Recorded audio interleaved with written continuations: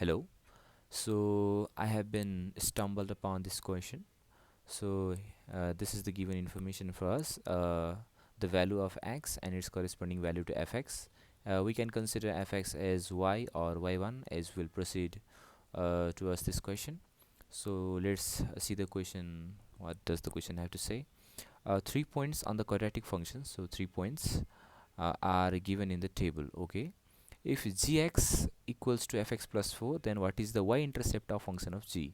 So first of all, we have to understand what does the y-intercept means. So basically, what y-intercept is basically it's the function where the value of x is equals to 0. Then what will be the value of y? So let's suppose let's suppose I have an equation y is equal to 2x plus 3. So what will be the value of, what do we say, what will be the value of y-intercept? So what will be the value of y-intercept? There are two intercepts. So value of y-intercept is called that point where the value of x is 0. So the value of y-intercept is 3, and the case goes for vice versa here.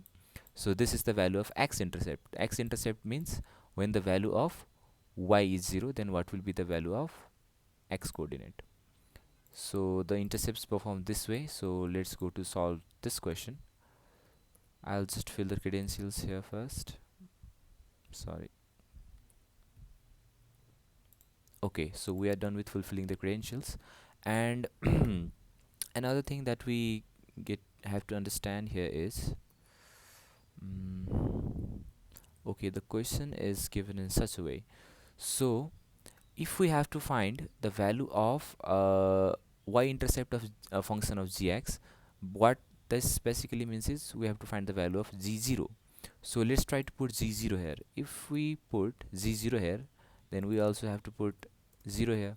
So what will g0 become? It will become f4. So basically the value of finding the value of y-intercept of the function of gx is equal to the value of the value of function of f4. So we basically have to find the function of f4. So this is the f function, right? So we just have to form an equation here, quadratic regression. So this is the quadratic equation that we can find easily from the usage of desmos. So I'll just copy here and form a new equation, and I'll just mention this as fx.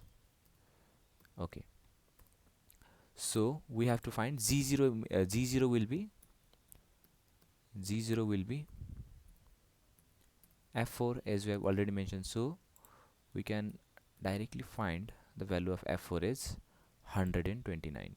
So in this way, this question can be easily solved. Thank you.